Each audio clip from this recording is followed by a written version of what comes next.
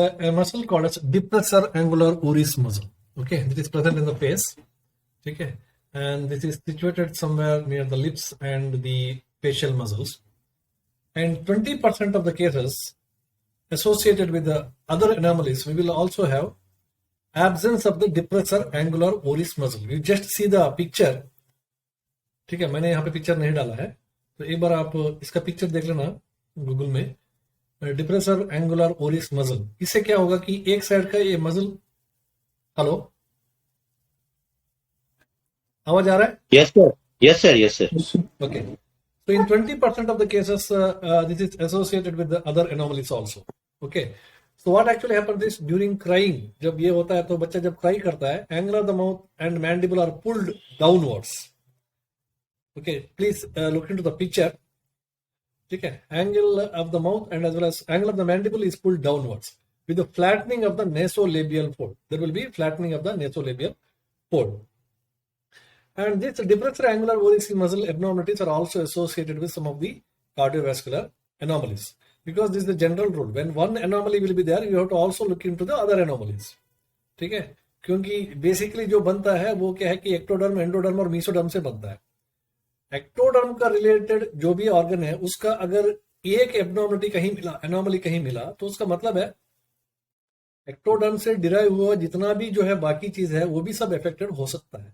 तो इसलिए always it the rule that if you find a small congenital malformation then you have to screen whole body. ठीक है, सो जैसे mesoderm का कोई एक प्रॉब्लम मिल गया तो उसके बाद हमें पूरा बॉडी देखना पड़ेगा कि मीसोडर्म से डिराइव हुआ जो भी ऑर्गन है उसमें भी प्रॉब्लम हो सकता है. तो ये रूल्स है. ठीक है, so there will be a deviation of the angle of the mandible towards the normal side. In this case, जब एक साइड का नहीं रहेगा तो नॉर्मल साइड में डिविएशन रहेगा. This is the rule, we know that even in case of facial palsy also. जिस साइड नॉर्मल लगता है उसी साइड जो पुल करता है वो साइड पुल करता है, तो इसकी वजह से डिविएशन जो है नॉर्मल साइड में होगा. प्रॉब्लम रहेगा ऑपोजिट साइड. ठीक है, तो माइल्ड डिग्री ऑफ डिविएशन में ऑल्सो इंटरफेयर द फीडिंग. कभी कभी ये जो माइल्ड फॉर्म में रहता है, ये जो absence of angular oris muscle, angular oris बोल के एक मसल है, ये मसल एब्सेंस होने का जो इंसिडेंस है अबाउट 20% केस है. Okay, and it is also associated with other anomalies. So when there is only mild deviation it may also interfere with the feeding of the child. This is one thing. Now one more important thing in examination of the newborn is orifices and their patency. सभी बाह्य स्रोतस को आपको देखना चाहिए.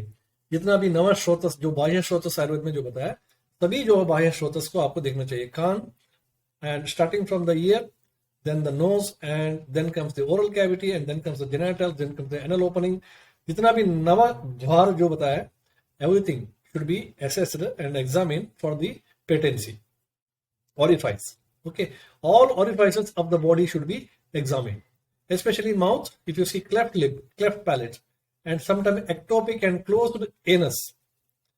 Okay, so एक तो cleft lip आपको देखना है, माउथ में cleft palate देखना है, एनस में देखना है कि एनल इनपरफोरेटेड एनस हो सकता है एनल एरिया में. ठीक है, और इवन एक्टोपिक यूरिनरी ओपनिंग हो सकता है, एनल ओपनिंग हो सकता है. So this has to be seen. Oesophagus patent है कि नहीं, ये तो सिर्फ आप एनजी ट्यूब डाल दो, नेसोगैस्ट्रिक ट्यूब डालते ही पता चलेगा. Okay, oesophagus should be checked by the NG tube, and that means सिर्फ insert the NG tube and take a babygram और x-ray, then things will be clear. ठीक है, your tube will not going inside. And special attention should be given in small for gestational age babies. जो बच्चे हैं small for gestational age babies बच्चे हैं, so usually small for gestational age babies are associated with some of the anomalies. Okay, so usually small for gestational age babies, gestational age के लिए वो small है. अगर बच्चा 25 वीक्स का है तो 25 वीक्स के लिए वो स्मॉल है. 34 वीक्स है, 34 वीक्स के लिए वो स्मॉल है. 36 वीक है, 36 वीक के लिए वो स्मॉल है. This is small for gestational age babies. And they are most commonly associated with single umbilical artery or sometimes polyhydramniosis. Okay, and associated. Okay, if the mother is suffering from maternal diabetes mellitus, suppose mother is suffering from maternal diabetes mellitus, also the esophageal fistula is very common. मैं last class में बताया था कि mother suffering from diabetes mellitus, cardiac anomalies are common, then some of the hypoglycemia like complications are common, renal anomalies are common, and also esophageal, upper GIT, esophageal complications like esophageal fistulas, they are quite common. So if there is esophageal fistula is there, then there will be continuous oozing of the saliva. ठीक है, saliva जो अंदर नहीं जा रहा है ना, oesophageal जो ब्लॉक है, तो इसकी वजह से क्या है कि there will be continuous oozing of the saliva from the mouth. Okay, so whenever a newborn baby has got more salivary oozing or salivary secretions drooling out of the saliva, so then immediately you have to think about this condition. Okay, so some of such conditions may be dangerous, needing the immediate management. For example, conal atresia, पूरा block है, that needs immediate attention. Similarly, esophageal fistula need immediate attention. Immediately baby has to be shifted and something has to be done. Okay, so these are the basic points. So orifice and its patency. It may be urinary, it may be total closure of the urinary orifice. Incorporated anus हो सकता है. Ear में there may be so many attacks, ear attacks and anortia like conditions may be there. Okay, nurse में जो है conal atresia may be there. So like this, Navadvaras should be examined. Okay. Next comes midline lesions. Okay, we have to look into the midline lesion. That is also very important. Midline आगे से और पीछे से, anteriorly और posteriorly. Look at the midline. दो midline जहाँ पे body का set होता है, मतलब joint होता है. That has to be seen. Sometimes these midline defects are common. See, everything is depends upon the what you say embryological development. Embryologically जो है ये vertebral column develop होता है neural tube से, neural crest से develop होता है. तो उसका डेवलपमेंट होते होते होते सब चलता रहता है. ठीक है, अगर वहीं पे कोई प्रॉब्लम है तो पूरा मिड लाइन का प्रॉब्लम आ जाएगा. ओके, तो it's the vertebral column is formed from the neural crest. Neural crest बोल के एक न्यूरोलॉजिकल डेवलपमेंट में होता है न्यूरल ट्यूब के बाद. और न्यूरल क्रस्ट वो जो बनता है एक्चुअली सीएनएस बनता है, और न्यूरल ट्यूब का जो पार्ट है उसमें एक डक्ट है, उसका नाम याद नहीं है, न्यूरल ट्यूब. ठीक है, तो वहां से पूरा वर्टेब्रा डेवलप होता है. तो वो जो वर्टेब्रा डेवलपमेंट में अगर कोई प्रॉब्लम आ गया ना तो पूरा मिडलाइन डिफेक्ट आ जाएगा. So what are the most common midline defects? We have got meningomyelocele, spina bifida, ठीक है, then tuft of the heads, then pilonidal sinus and even sometime ambiguous genitalia, क्योंकि जेनेटेलिया भी मिडलाइन में आता है. ठीक है, hypospadias, epispadias of the penis. So these problems are quite common. Okay, so therefore whenever you examine the baby, midline lesions, एक बार midline आगे से, midline पीछे से एक बार हाथ लगाना चाहिए, देखना चाहिए. कोई भी चीज हो सकता है. कभी कभी simple spina bifida, covered spina bifida है बट वो कवर्ड है, मतलब आपका जो स्पाइनल कॉर्ड है नीचे से जॉइन नहीं हुआ है, वो ओपन है, विंग्स के जैसा, फेदर के जैसा, बट उसके ऊपर स्किन भी है, तो वो मिस हो सकता है. ठीक है, और कभी कभी वहां पे टफ ऑफ हेयर्स हो सकता है, एक टफ हेयर्स वहां पे हो सकता है. ठीक है, ये इंडिकेट करता है कि स्पाइना बाइफिडा. ठीक है, so that is very important. Okay, meningocele, so it will be easily understood. Sometimes the size will be less, कभी कभी साइज कम होता है, तब कंफ्यूज हो सकता है. Otherwise it will be easily identified. Then pilonidal sinus पता है, सेक्रल डिंपल के पास जो होता है, सो that may be there unidentified. उसके बाद थोड़ा दिन के बाद उससे कोई अगर if the spinonodal sinus is connected inside to a tract, ठीक है, sinus is there, then there may be some other oozing of the blood, sometimes serous fluid, sometimes CSF, oozing may be seen. Epispodiasis, hypospodiasis, that is about the position of the urethral opening. Okay, so epi means अगर urethral opening एकदम ऊपर है, superior surface penis का जो है superior surface में जो है अगर है, तो देन इट फॉर एपिस्पोडियासिस. अगर नीचे है तो hypospadias. Now the problem is the if epispadias और hypospadias is there, then actually the flow of the urine will not be proper, है ना. तो फ्लो कहाँ पे होगा? जब बच्चा पेशाब करेगा तो ऊपर आएगा एपिस्पोडियासिस में, ठीक में तो नीचे आ जाएगा. So therefore these are some of the important issues that need surgical correction. So this should not be missed in midline lesion. Sometimes midline lesion आपको स्कल में भी देखना पड़ेगा. ठीक है, स्कल में भी कुछ हो सकता है, नेक एरिया में और नेक से पीछे, तो वहां पे भी कुछ हो सकता है. And we have to see that. Okay, so now these are some of the basic things. Again, this everybody knows. First day examination हम बहुत बार कवर कर चुके हैं, तो फिर भी एक बार फर्स्ट डे में record all the measurements.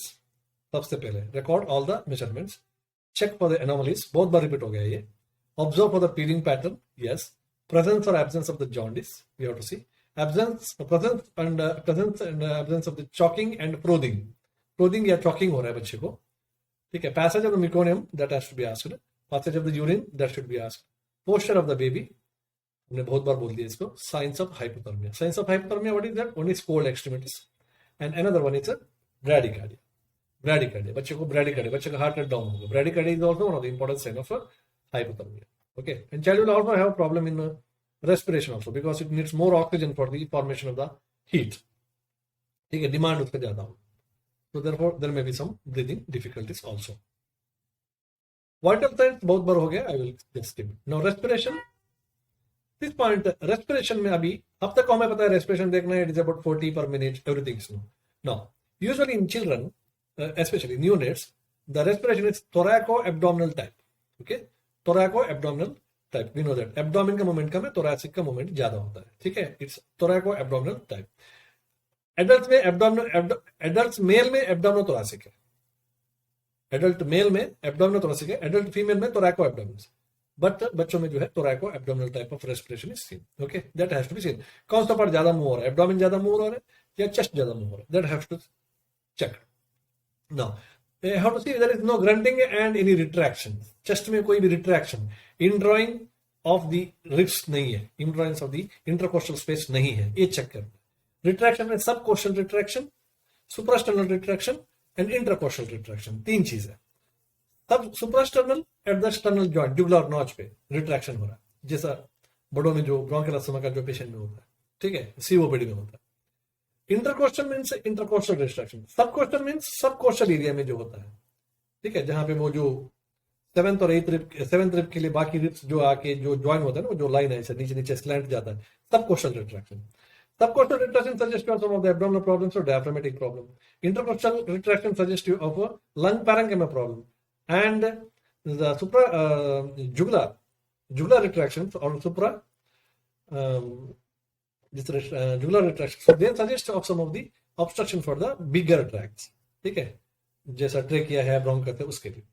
So that's very clear. Respiration is 40 to 60 per minute. Less is called as tachypnea, more is called as less is called as bradypnea and more is called as tachypnea.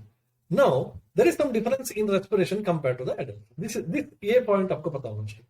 If you observe the small baby, 1 day or 2 days old baby, you can find it. If you observe the baby completely for 1 minute, okay. So initially what happens, the respiration is not uniform, just like or rhythmic, just like the adults. एक बार बच्चा क्या करेगा, hyper ventilation में जाएगा, एक बार hyper ventilation में जाएगा, उसके बाद धीरे धीरे हाइपो वेंटिलेशन में जाएगा, हाइपो वेंटिलेशन में जाके पीरियड ऑफ एपनिया में जाएगा, उसके बाद वापस हाइपो वेंटिलेशन, हाइपर वेंटिलेशन, वापस ए साइकिल चलता रहेगा. There is hyperventilation, hypoventilation, then apnoea, again hypoventilation, hyperventilation, apnoea, hyperventilation, hyperventilation, apnoea. Okay, so this pattern will be there. Okay, this is normal for the newborn baby. This is normal for the newborn baby because respiratory center is not much mature and therefore all these things are happening. Okay, so hyperventilation करते वक्त क्या हो जाता है, जब hyperventilation करते वक्त ज्यादा CO2 उसका बॉडी से बाहर चला जाता है.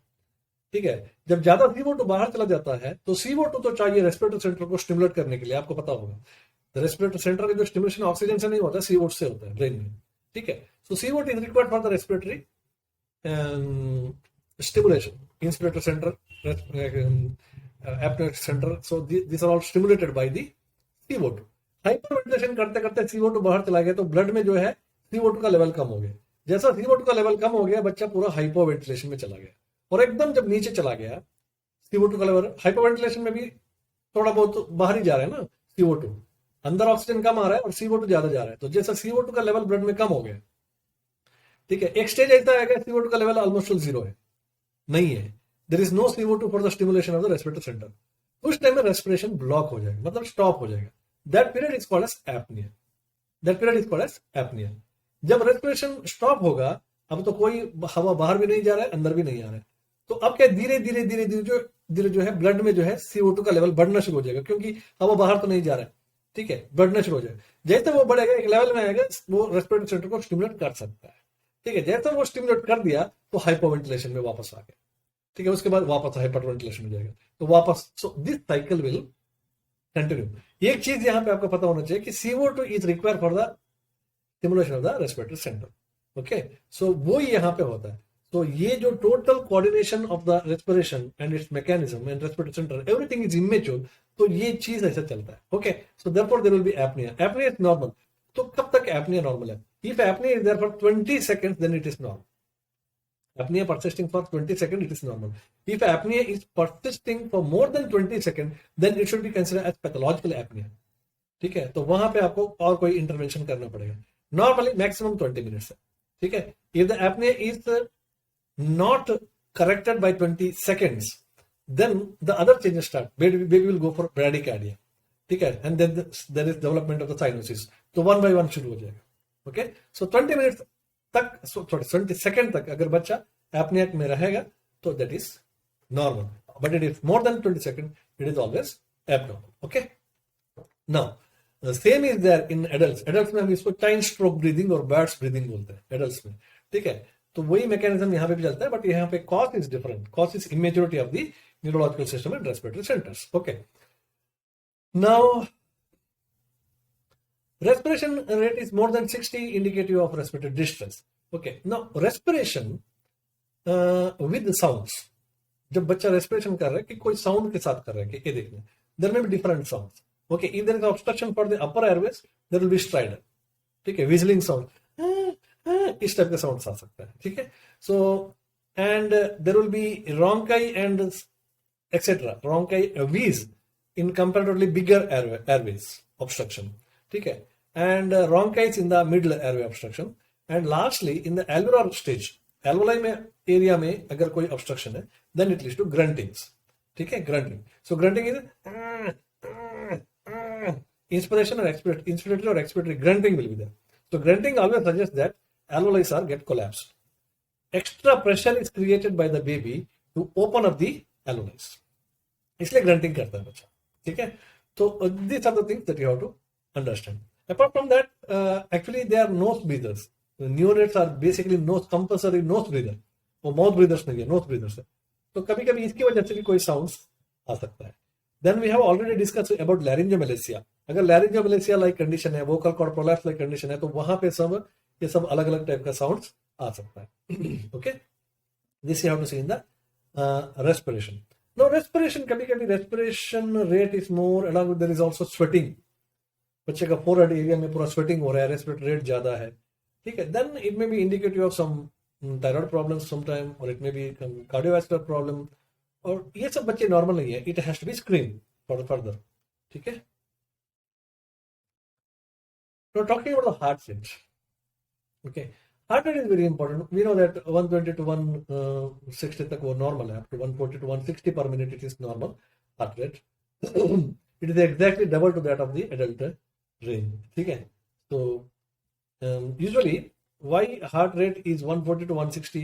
The reason is very simple, because the total volume of the blood which is present is less. Okay, तो बच्चे का बॉडी में, न्यूबॉर्न के बॉडी में कितना ब्लड रहता है? 80 ml पर केजी। अगर 2 kg का बच्चा है तो उसका बॉडी में टोटल 160 ml ब्लड है।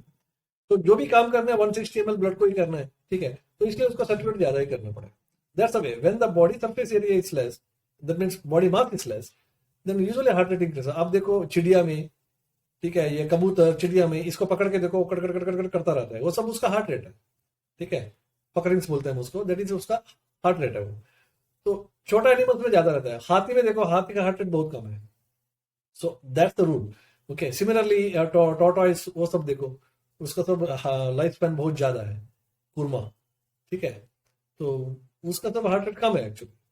ठीक है, so जो भी है, normal heart rate at the time of the birth is 140 to 160, which is exactly double to that of the adults. Okay, this is directly related to temperature changes, that we know that temperature बढ़ गया तो heart rate बढ़ जाता है, temperature कम हो जाता है heart rate भी कम हो जाता है। ठीक है, so it is directly related to temperature. Therefore hypothermia causes bradycardia, इसलिए बच्चे में हाइपोथर्मिया होते ही जो है bradycardia. Okay, it also affects the circulation. Hypothermia होते ही जो है सर्कुलेशन को अफेक्ट करता है, and tissue perfusion is get affected. Okay, average blood pressure is half to that of the adults. You know, 1000 rupees ಬೇಕಂತ ಡೆಲಿವರಿ ಬಂದಿದೆ. 1000 rupees ಅಲ್ಲಿ ಉಂಟು. 500 ಸಿಕ್ಕಿತ್ತು, ಇನ್ನೊಂದು 500 ಇಲ್ಲ ಇಲ್ಲ ಇನ್ನಿಲ್ಲ. ऑनलाइन में टिकट होगी Elon it affects the circulation, tissue perfusion, and average blood pressure is half to that of the adults. This also we know. Okay, and now in the heart rate, exactly it is very difficult to identify the S1, S2, S3, and S4. Okay, usually S3 is audible in small kids. Okay, and S2 split will be seen. Okay, but anyway, as the heart rate is 140 and all, it is just like duck. So it is very much expertization is required to understand the minute changes. There may be some of the murmurs. For example, train internal murmur may be seen, or continuous murmur can be seen in case of PDA, patent ductus arteriosus. Okay, or some other mitral stenosis, mitral regurgitation. These murmurs can be seen, but it is actually very difficult to appreciate because of increased heart rate. S2 split will be commonly seen, and S3 is also audible. Okay. Now come to the next part, that is temperature. So how to check the temperature and what are the points that has to be seen? Actually, in temperature we have got two types of temperature. Okay. So two types of the temperature. One is core temperature, and another one is peripheral temperature. Peripheral temperature means it is present in the temperature of the peripheral parts of the body. Core means in the central portion of the body. Actually, if you see the central portion of the body, all the vital organs are situated in the central portion. Okay, starting from the brain, then thyroid, then larynx, then comes the heart, then comes the lungs, then comes the intestine, ka kuch part, the important part, then comes the kidney, pancreas, see the bladder. All the vital parts are situated in the central portion of the body. And therefore, central portion of the body should not be compromised as far as the blood is concerned. वहां पे हमेशा blood circulation हमेशा top रहना चाहिए, क्योंकि वो central portion है, वो इफेक्ट हो गया तो पूरा इफेक्ट हो जाता है. ठीक है, तो बॉडी क्या करता है, हमेशा central portion of the blood portion of the body को हमेशा ब्लड सर्कुलेशन को मेंटेन करता है. तो इसके लिए वो क्या कॉम्प्रोमाइज करता है, पेरिफेरल सर्कुलेशन को थोड़ा कम कर लेता है. It causes peripheral vasoconstriction, it causes peripheral vasoconstriction, and as a result that same blood which is circulating in the peripheral area will be diverted into the central portion of the body whenever there is a requirement. ಇದಕ್ಕಾದ್ರೂ ಕೊಡು ಅಂತ ಕೇಳ್ತಾ ಇದ್ದಾನೆ. ಈಗ ಹಾಕಪ್ಪ ಒಮ್ಮೆ ಕೊಡ್ತೀನಿ 5 ನಿಮಿಷದಲ್ಲಿ. ಕೆಳಗೇನೆ ಹೇಳಿದ್ರು, 3 ಸಲ ಹೇಳಿದೆ, ಅಲ್ಲಿ ನೀರು ಹೋಗ್ತಾ ಉಂಟು ವಾಷಿಂಗ್ ಮಿಷಿನ್. ಅವ್ರಿಗೆ ಹೇಳಿದ್ರು ಹಾಕಿದ್ರು.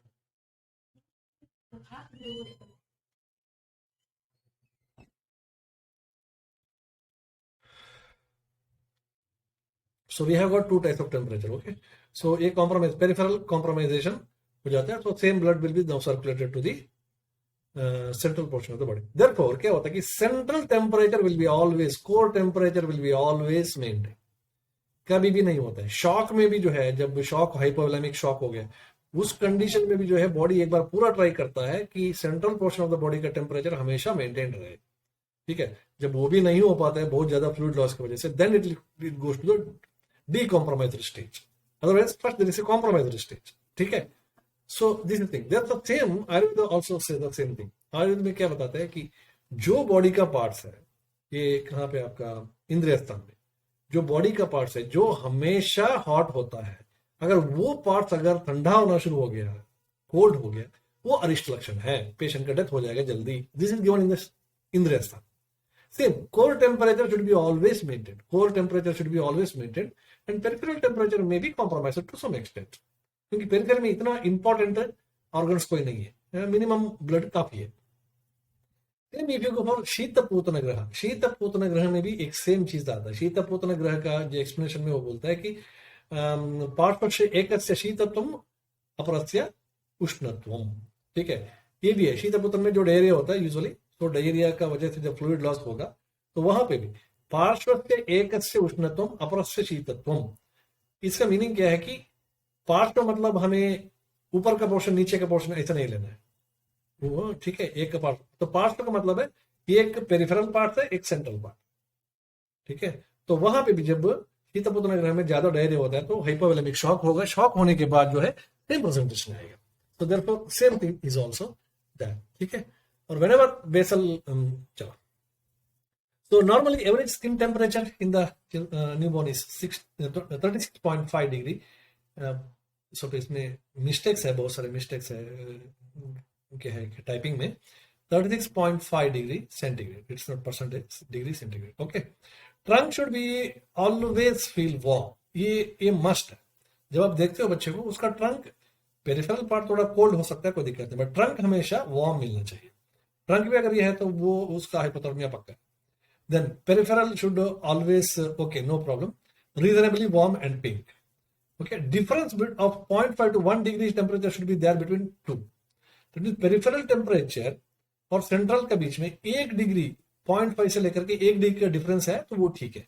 अगर उससे भी ज्यादा डिफरेंस है तो then again it is abnormal. Okay, so trunk is always warm and if not so it should be considered seriously and correct. ठीक है. Signs of the cold stress should be seen. Cold stress like cold extremities, decrease of pulse rate, bradycardia, then peripheral cyanosis, all those things. Okay, so bradycardia is a very useful. तो ठीक है, usually बच्चे का heart rate जो है 130 to 140 के आसपास रहता है, तो वो हमेशा डग रहता है, तो बहुत फास्ट रहता है. ठीक है, तो उस कंडीशन ऐसे जो होना चाहिए, उस कंडीशन में बच्चे में ब्राडीकार्डिया मिलता है तो पक्का जो है वो एबनॉर्मल है. ठीक है, बच्चे का हार्ट रेट 100 है तो कभी भी नॉर्मल नहीं है, मतलब कम से कम कुछ भी नहीं है तो हाइपोथर्मिया तो है उसको. So bradycardia is always a very good sign in children. So we have to make a habit of looking at this. Okay. Now another is general behavior of the child should be seen. बच्चे का general behavior क्या है? So what do you mean by general behavior of the baby? General behavior suggest color of the baby. ठीक है, color of the baby क्या है? Cyanos है, pink है, और bluish है, और pale है. Okay. Movement of the limbs. Okay, that has to be seen. Then posture of the body, बहुत बार आ गया. Reaction to hunger, that is also very important. ये पार्ट, ये पोर्शन कभी भी नहीं है. रिएक्शन टू हंगर, हंगर के लिए बच्चे का रिएक्शन क्या है? Okay, what is the reaction of the baby to the hunger? So 3 घंटे में या 2 घंटे में बच्चे को भूख लगता है, और हंगर क्राई एक कंटिन्यूअस इंटरैक्टेबल क्राई होता है. How to differentiate hunger cry from the other cries? Very simple. Hunger cry एक तो पर्टिकुलर टाइम में शुरू हो जाता है, और जब आप फीड करते हैं तो उसके बाद हंगर क्राई स्टॉप हो जाता है. उसका पहले बहुत जोर जोर से बच्चा होता है, और फीड करते ही वो बंद होता है, और उसके बाद आराम से सो जाता है. So that's hunger cry. Whereas cry because of some intestinal colic and all those things, that will be there will be twisting of the body. आंटना बोलते हैं हम, आंटने का जैसा twisting of the body, and thighs को जो है abdomen को strike करेगा, वो थ्रो करेगा. ठीक है, और इंटरमिटेंट रुक रुक के रोता रहेगा, और कभी कभी गैस भी पास हो जाएगा. So these are all cry because of what you say intestinal colic और colic. Okay, then you have to see reaction to the wet surface.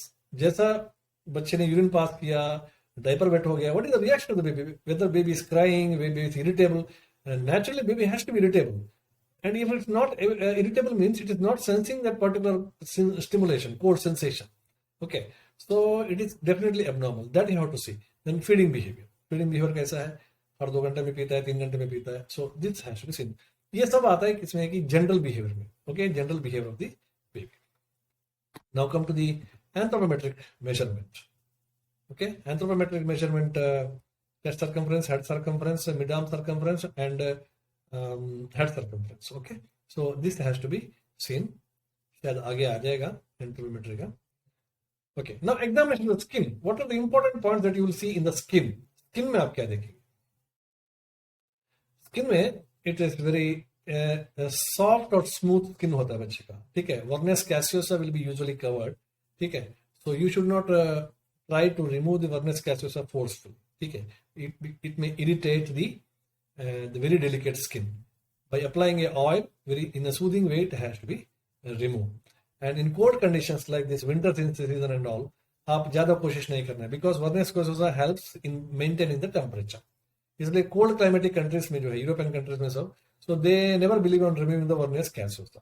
Okay, so because it helps to maintain the temperature. But Indian में जो summer season में अगर उसको remove नहीं करेंगे तो वो स्टिकी होगा, तो वहां पे उसके बाद वो अनहाइजीनिक रहेगा, and it is a source of infection. Therefore we will go to remove it. But in cold season, don't try to make it very forceful. Raghu? Okay, then normally the skin is having normal pinkish color, and in the skin now you have to look into the jaundice है क्या, that has to be seen. And you have to look the presence and absence of the cyanosis. Any bleeding spots, small bleeding spots कहीं पे है क्या, because hemolytic disorders of the newborn, early and late, 2 type होता है. So that may be there because of one of the most common is vitamin K deficiency. Liver का immaturity है, और liver का इमेच्योरिटी की वजह से जो लिवर से जो बनने वाला जो है प्रोटीन फैक्टर है वो नहीं बनेगा. सो इसकी वजह से कभी कभी ब्लीडिंग हो सकता है, और विटामिन के का डेफिशिएंसी भी ब्लीडिंग हो सकता है. Therefore we usually give vitamin K after birth. Okay, then moles, different types of moles, venous malformation या venous जो है dilatations, so that can be seen. Birth marks has to be seen. The nevus and elasticity of the skin. About the elasticity of the skin you have to see. ठीक है, if it is a very what you say preterm baby, low birth weight baby, elasticity is lost. Okay, there is no fat and there is no elasticity. Subcutaneous fat is not there. There is no elasticity. But in term baby, elasticity is good. Post-term also it is good. Skin is tough.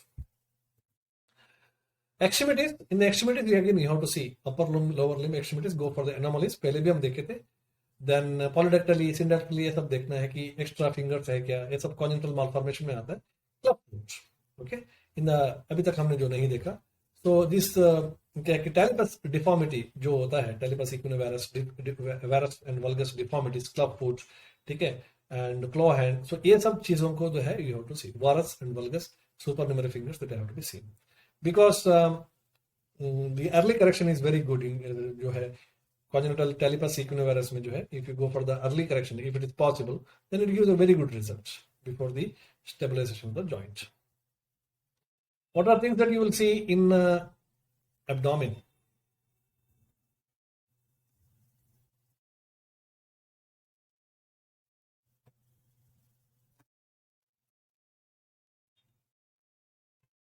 In the abdomen, we have to go for umbilical hernia. Whether there is umbilical hernia is there or inguinal hernia is there, that has to be seen. Then palpation for the masses. कोई भी मास है क्या, liver, spleen या और कोई मास है, ganglions है या कोई lipoma है, so that has to be seen. Liver and spleen are usually palpable in children. ठीक है, liver is 2 centimeters below the costal margin, therefore it is palpable. ठीक है, and it is normal. Spleen, tip of the spleen, the tip portion of the spleen may be sometime palpable. Okay, kidneys sometime may be palpable, but it is very difficult to palpable. Difficult to palpate. Kidney should be palpated by single hand gently. Okay, so thing is, liver up to 2 centimeters is normally palpable in children. Tip of the spleen is also palpable. To some extent, kidney is also palpable, and these are all the normal findings in the newborn. Now we have to look into the genitalia. In the genitalia, what are the things that you have to see is undescended testes.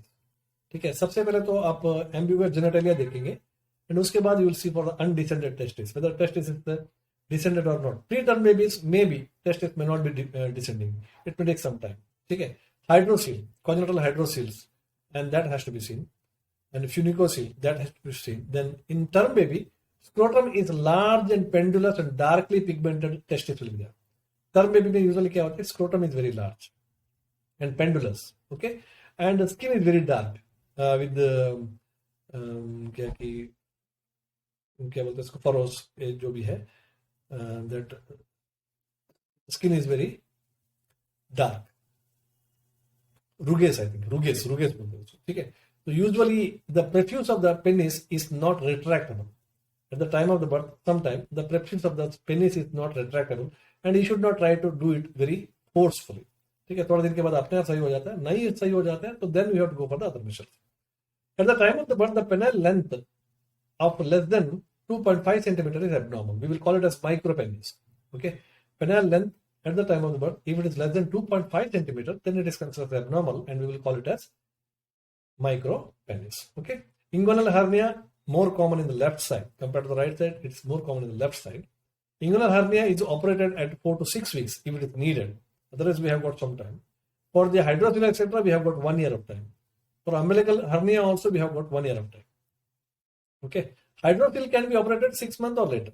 Okay, because sometimes these are all spontaneously get corrected by spontaneous correction will take place. Therefore, we should not overdo it. Another one is the caput succedaneum.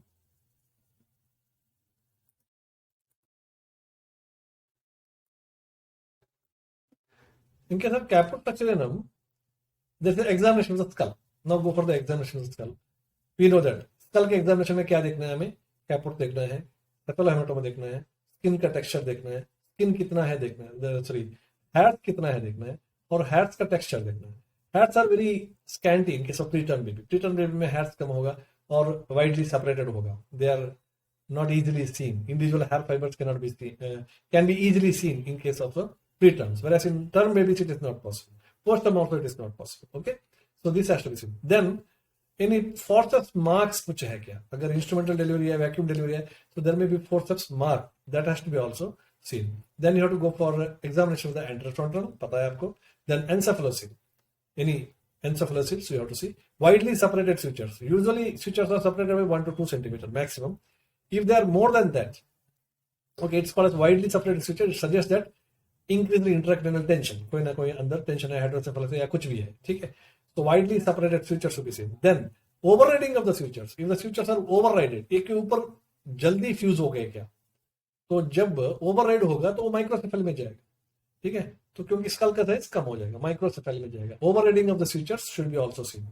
Then examination for the protuberance of the skull. Skull का occipital protuberance, mastoid protuberance, सब protuberance होता है, तो वो सब कैसा है वो सब देखना है. Then you have to go for the examination of the hair. In the hair colour, hair texture and hair amount, ठीक है. देन हार्डनेस ऑफ द बोन. जो स्कल का जो बोन है वो कितना हार्ड है, that has to be seen, ठीक है. सो कभी कभी बोन बहुत सॉफ्ट होता है. For example osteopenia of prematurity, bone is very small. और rachitic like condition, bone is very soft, ठीक है.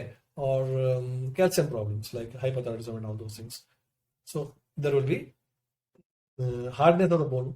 Usually ping pong ball appearance होता है. आपको पता है कि थोड़ा बहुत आप प्रेस करेंगे तो स्कल का जो बोन है अंदर प्रेस हो जाएंगे, डिप जैसा आ जाएगा. वो बहुत ज्यादा नहीं होना चाहिए. Now looking at anterior frontal, what are the things that has to be seen in anterior frontal? Yes, anterior frontal is considered one of the weakest point in the skull. Okay, so joining portion of the what is the anterior frontal? It is nothing but the joining portion of the coronary suture and sagittal suture. Coronary suture और sagittal suture दोनों जहां पे joint होता है तो उसी area को हम बोलते हैं anterior frontal. This is the diamond shaped structure. वहां पे गैप है, diamond shaped, ठीक है. तो दोनों साइड से जो है ये जो suture sagittal और coronal आता है, राइट साइड से और लेफ्ट साइड से, दोनों जब coronal आएगा तो उस टाइम एक डायमंड शेप्ड स्ट्रक्चर बनेगा. 2.5 इंटू 2.5 सेंटीमीटर उसका जो है लेंथ एंड बढ़ता है. ओके, सो डायमीटर है टोटल ये. तो इतना बड़ा एक डायमंड शेप्ड वीक पॉइंट है, तो वहां पे कोई बोन्स नहीं है. आप प्रेस करेंगे तो सीधा ब्रेन ही मिलेगा, ठीक है. तो that has to be seen. This is one of the important examination point, ठीक है. Anterior frontal, it may be at level, it may be bulged, or it may be depressed. It is normally at level.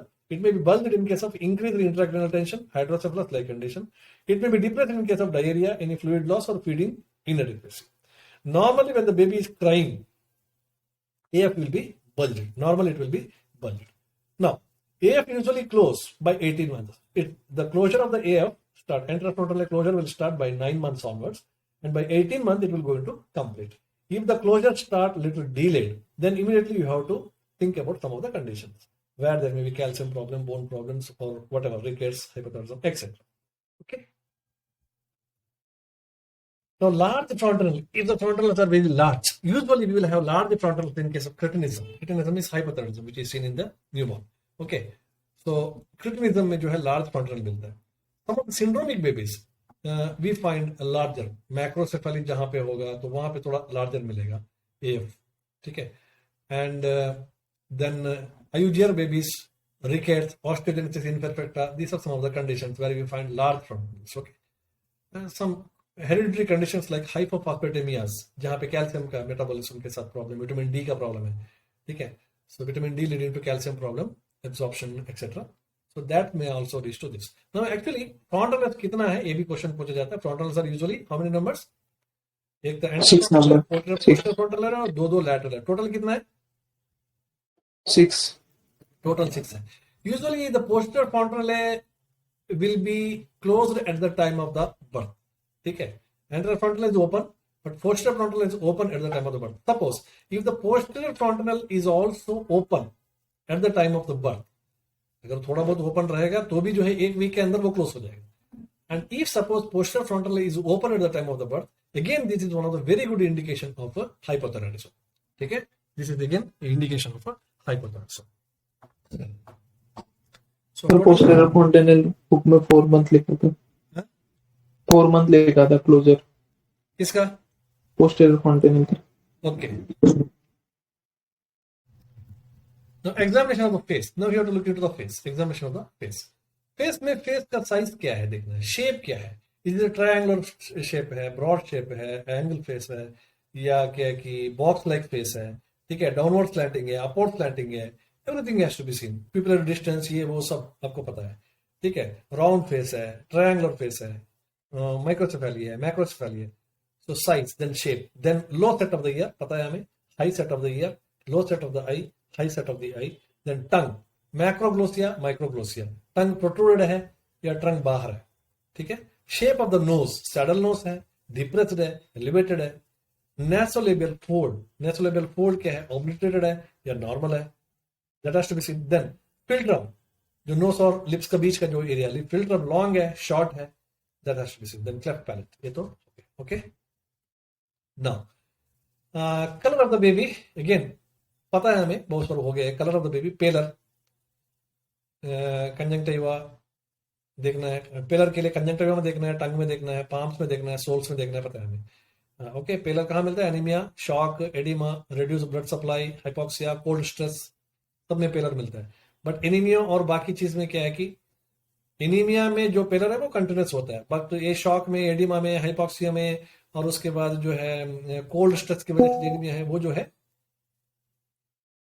क्या है कि transient है, जल्दी खत्म सही हो जाता है. Jaundice, how to test the jaundice, very important things. Kramer's criteria पता है, newborns examination of the jaundice, that is Kramer's criteria. Kramer's criteria is a physical method of estimation of jaundice, ठीक है. एक रफ मेथड है क्या है कि अगर जो आपका एलोइस डिसोल्यूशन में फेस तक है, इसका मतलब है 5 ग्राम है, ठीक है. पता है आपको, चेस्ट में तो 10 ग्राम है, एब्डोमेन में है 12 to 15 तक है, और नीस में आ गया तो 15 से ऊपर है, और नीचे आ गए तो सोल्स में आ गए तो 20 है. Okay, this is called Cramer's criteria, ठीक है. तो हर बार हम जो है इन्वेस्टिगेशन नहीं कर सकते, so we will go for this assessment. Again this assessment should be done in the normal light, artificial light में नहीं करना है, नेचुरल लाइट में करना, नहीं तो आपका एस्टिमेशन गलत हो जाएगा. Now, what are the basis of this Kramer's criteria? Kramer's criteria क्या है कि based on 2 things. एक तो जो है circulation of the blood, and another one is thickness of the skin. आप देखो फेस में जो है सर्कुलेशन ऑफ द ब्लड ज्यादा है, वो सेंट्रल पोर्शन है, सर्कुलेशन ऑफ द ब्लड ज्यादा है, ठीक है. तो वहां पे 5 ग्राम आ गया तो वो 5 ग्राम तक आ गया तो वो ठीक है, वो पॉजिटिव है, आपको सीरियस होना चाहिए. वही अगर सोल्स में आप देखेंगे तो वहां पे एक्चुअली ब्लड सप्लाई कम है कंपेयर टू फेस, कम है. और फेस में फेस का स्किन भी जो है वो बहुत थिन है, और सोल्स का जो है स्किन आपको पता है एकदम थिक है. तो वहां पे सो दैट मीन्स जो फैट का जो डिपोजिशन है और ब्लड का सर्कुलेशन है, ये 2 क्राइटेरिया रख के क्रेमर्स क्राइटेरिया बनाया है. Okay, I think you know about Kramer's criteria, therefore I will not go in details. पता है ना सबको क्रेमर्स क्राइटेरिया?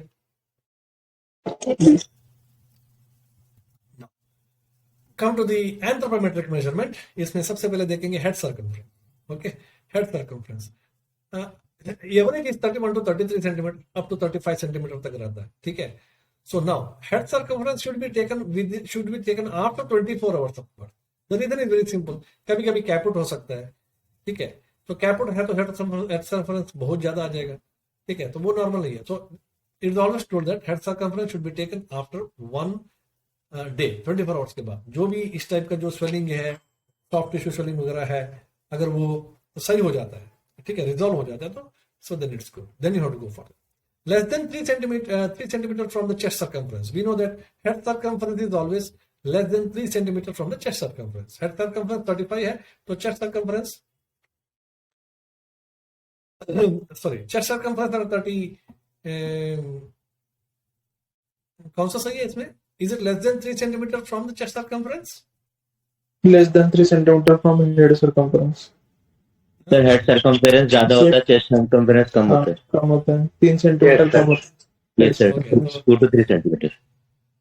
ये दोनों का इक्वल होता है Here. 1 year. 1 year में, and after 1 year chest circumference will go into increase. Okay. Now, cephalhematoma, caput succinum should be ruled out before taking any head circumference. ठीक है, proper method of head circumference लेने के लिए आप tape को कैसे रखना है, मेजरिंग टेप को, दैट इज ऑल्सो इंपॉर्टेंट. कहीं कहीं भी नहीं रखना है. Posteriorly tape should go by Occipital protuberance, and anteriorly it should go by glabella. Anteriorly जो है glabella के ऊपर आना चाहिए और posteriorly जो है occipital protuberance पे आना चाहिए, तभी लेना चाहिए. नहीं तो आप एकदम ऊपर से लेंगे तो हेड सर्कमफेरेंस कम आ जाएगा, एकदम नीचे से लेंगे तो भी ज्यादा आ जाएगा. So that's the right term. Okay, head circumference may be increased at the time of the birth because of intracranial problems or hydrocephalus or some other congenital abnormalities. Okay, and similarly हम यहीं पे देखेंगे chest circumference. Chest circumference, we know that it is almost 3 centimeter less than the head circumference, and it should be taken at the time at the level of the nipples, nipple line. ठीक है, तो कहीं और लेना नहीं है कि nipple line में उसको देखना है. Okay, so एक्सप्रेशन में इंस्पिरेशन में ये सब लेना बच्चों में इतना आसान नहीं है. So anyhow, now examination. उसके बाद mid arm circumference. Yes, mid arm circumference everybody knows only up to 4 to 5 years it is valid, because 4 to 5 years तक जो है डेल्टॉइड मसल का जो थिकनेस है वो ज्यादा वेरिएशन नहीं होता है, उसके बाद वेरिएशन हो जाता है अलग अलग कारण की वजह से. It should be taken at the deltoid muscle insertion का जो पॉइंट है. ठीक है, आप टिप ऑफ द एक्रोमिन प्रोसेस से लेकर के ओलेक्रोन फोरामिना तक जो है you measure the length, divide it into equal 3 parts, and upper 1/3 and middle 1/3, जहां पे सॉरी लोअर 2/3 है. क्या अपर 2/3, अपर एंड मिडल पार्ट के जहां पे इंसर्शन होता है, जहां पे डेल्टॉइड मसल का इंसर्शन होता है, that is the right area that you have to take. Okay, now examination of the neck. Come to the neck. Okay, in the neck you have to look for the goiter, then thyroglossal duct. This is also quite common. In thyroglossal duct क्या होता है, parathyroid जो है वो thyroid gland है वो थोड़ा बहुत ओरल कैविटी में रहता है, ओरल कैविटी में एकदम पीछे रहता है. उसके बाद धीरे धीरे धीरे जो है वो नेक के पास आ जाता है. जहां पे वो जाता है वहां पे उसका एक डक्ट बनता है. That duct is called as thyroglossal duct. Usually thyroid descend होने के बाद ये डक्ट जो है अपने आप क्लोज हो जाता है. कभी कभी ये डक्ट क्लोज नहीं होता है तो उसके अंदर फ्लूइड बढ़ जाता है, and that leads to thyroglossal duct. It has to be operated. This is one of the, जब माउथ ओपन करता है अगर कोई स्वेलिंग वहां पे पीछे दिखता है ना, तो जीभ का पीछे, एकदम जीभ का पीछे, टंग का पीछे दिखता है, तो that may be a thyroglossal duct. Branchial cyst ये भी हो सकता है. प्रेजेंस ऑफ द सिस्ट और साइनस में भी देयर. हेयरलाइन मतलब क्या है कि actually it has to be seen in the skull only. Skull में लो हेयरलाइन है, हाई हेयरलाइन है. Okay, Turner syndrome like condition, we know that there will be low hairline. Posterior hairline is very low. ठीक है, that has to be seen. Now, neck में देखना है webbing of the neck. Okay, webbing of the neck, short neck. That has to be seen. Webbing neck, short neck, all these things are present in case of Turner syndrome, many other syndrome. Not only Turner syndrome, webbing neck is Noonan syndrome में भी मिलता है. Okay, so then neck का range of movement you have to see. Then short neck, long neck, and all these things you have to see. Nose. When you go to the nose में क्या देखना है? Newborns are compulsive nose breathers. They are compulsively nose breathers. And obstructive lesions of इस presentation में बहुत सारा spelling mistakes है, क्योंकि ये जो मैंने स्लाइड बनाया है, इट वाज डन इन 2004, जब मैंने पीजी खत्म करके पहली बार हासन में आया था, तो उस टाइम में किया था. तो उस टाइम में कंप्यूटर नया नया आया था, मैं टाइपिंग नहीं पता था. ठीक है, उस टाइम में बनाया हुआ ये जो स्लाइड है, इसमें बहुत सारे मिस्टेक्स है, स्पेलिंग मिस्टेक्स है. So newborn are compulsive nose breather. तो मतलब इस जो स्लाइड है, ये जो स्लाइड है पीपीटी को, इसको हो गया लगभग जो है 19 साल हो गया. ठीक है, so newborn are more compulsive nose breathers, and obstructive lesions of the nose may be lethal. For example choanal atresia ने जो मैंने बताया, it may be lethal sometime. Okay, choanal atresia may leads to sudden respiratory distress. Snuffles and serosanguinous discharge. अगर nose से कोई भी सीरोसाइनस discharge आ रहा है, ठीक है, that is also a warning sign, congenital syphilis. Okay, so in discharge bilateral है, unilateral, वो भी देखना है. अगर बाइलैटरल है तो ठीक है, वो कोई सिस्टमिक इन्फेक्शन की वजह से आ रहा है. ठीक है, मे बी बैक्टीरियल, वायरल और something like that. Okay, if it is coming from only one side, may be in case of sinusitis, of course very uncommon in newborn. ठीक है, कोई एक साइड का जो ऑब्स्ट्रक्शन है उसकी वजह से आ रहा है, ये हो सकता है. ठीक है, stuffy nose is quite common if the mother is taken some of the sedatives like रेसरपिन, सर्फागंधा अगर मदर को दिया है तो उसका एक वो नेजल कंजेशन करता है, तो स्टफी नोज में भी that. Okay, because suppose mother is suffering from hypertension during pregnancy, previously जो है रिसरपिन दिया जाता था, ठीक है, अभी तो कौन सा है drug of choice for hypertension in pregnancy? Anybody? Labetalol. Any other? Methyldopa. ठीक है, मिथाइल डोपा है, अभी तो हो सकता है नया ड्रग कोई आए, बट पहले तो मिथाइल डोपा है। ठीक है, इससे पहले हम सर्पगंधा ये रिसर्पिन वाला देते थे। रिसर्पिन एक सेंट्रल गैंग्लियन ब्लॉकर ड्रग है और इसकी वजह से ये problem. Now abnormality of the ear pinna में क्या क्या एब्नॉर्मलिटी आ सकता है? लाइक ईयर टैग हो सकता है, anotias, absence of the ear lobule, low set of the ears, abnormalities of the ear are commonly associated with the renal problems. ये एक है, ये आपका कौन सा सिंड्रोम है वो? Prader Willi syndrome, Willi syndrome, ये सब एक सिंड्रोम है ना, तो उसमें ये जो आता है रीनल प्रॉब्लम्स और ये ईयर एब्नॉर्मलिटीज ये सब आता है। ठीक है, that has to be then excessive salivation, ये हमने कवर कर चुके हैं। ठीक है, supernumerary teeth, natal teeth is also dangerous. Congenital retinal hyperplasia में मिलता है नेटल टीथ, और सोटोस सिंड्रोम में मिलता है, हमने डिस्कशन किया था। ठीक है, and so natal teeth is always indicative some of the problems.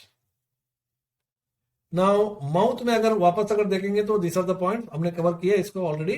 Dysmorphic features देखना है, हाई आर्टरी palate, macroglossia, hypothyroidosis, then glossoptosis, so this are the things. ठीक है, तो ये स्लाइड ऐश्वर्या राय ने खा गई उस टाइम में, है ना, हमें पता नहीं था क्या है कि इसमें फोटो वगैरह इंसर्ट करते थे हम। ठीक है, कौन सा फोटो इंसर्ट करने वो भी नहीं पता था, जो मिलता था उसको कर लेते। अभी इस फोटो के यहाँ पे कोई रिलेवेंस नहीं है, फिर भी जो है ये फोटो है। ठीक है, 2004 का स्लाइड सही है। ठीक है, abdomen, normally newborn abdomen is protuberant. ठीक है, normally newborn abdomen is protuberant and abdomen का साइज स्केपॉइड शेप हो सकता है। कहाँ पे? Diaphragmatic hernia. डायफ्रामेटिक हार्निया में पूरा इंटेस्टाइन चेस्ट कैविटी में आ जाता है हार्निया के थ्रू, तो एब्डोमिन खाली हो गया, तो abdomen will be scaphoid abdomen. Okay, now abdomen may distended sometimes in paralytic ileus condition, ascites or intestinal obstruction etc. Okay, और sometimes म्यूकोनियम नहीं जा रहा है, वो पूरा वहां पे एकदम टाइट होके जेली जैसा होके वहीं पे पड़ गया, that is called as meconium ileus, that leads to constipation along with the abdominal distension. Umbilical cord देखना ही है, एब्डोमेन का बात आ गया तो। ठीक है, स्ट्रेनिंग वगैरह देखना है, सीरस डिस्चार्ज, ब्लड डिस्चार्ज सब देखना है। सिंगल अम्बिलिकल आर्टरी बहुत बार आ गया, very common in preterms and cardiac, renal and intestinal anomaly के साथ एसोसिएटेड होता है ये। ओके, तो अगर water and persistent discharge is coming from the umbilical cord, then it suggest the patent urachus. Urachus एक उसका अंदर का स्ट्रक्चर जिससे वो डिराइव हुआ है, अगर वो पेटेंट यूराकस क्या है? यूराकस क्या है कि वो अम्बिलिकल कॉर्ड को जो है इंटेस्टाइन से कनेक्ट करता है। ठीक है, तो वो क्या है कि अगर वो पेटेंट रहेगा ना, तो इंटेस्टाइन से जो भी सेक्रेशन है वो अम्बिलिकस का थ्रू बाहर आएगा। So therefore watery and persistent discharge will be there. And there is another tract which is another portion called as vitello-intestinal tract. ये भी जो है इंटेस्टाइन से कनेक्ट करता है। शायद यूराकस का अलग है, यूराकस शायद लार्ज इंटेस्टाइन से ऐसा कुछ कनेक्ट करता है शायद। ठीक है, थोड़ा मैं गलत हो गया, बट ये विटेलो इंटेस्टिनल डक्ट जो है इंटेस्टिन और अम्बिलिकस को कनेक्ट करता है। ठीक है, मेरा बुक्स में है, आप देख सकते हैं इसको, मेरा बुक में डिटेल दिया हुआ है इसका। Liver, spleen and kidney, kidney जो है हमने ऑलरेडी देख लिया, किडनी का एनलार्जमेंट क्या है वो सब देख लिया हमने। जेनेटेलिया भी हमने देख लिया, कोई बात नहीं। बोन्स एंड जॉइंट्स, इसमें भी हमने देखा।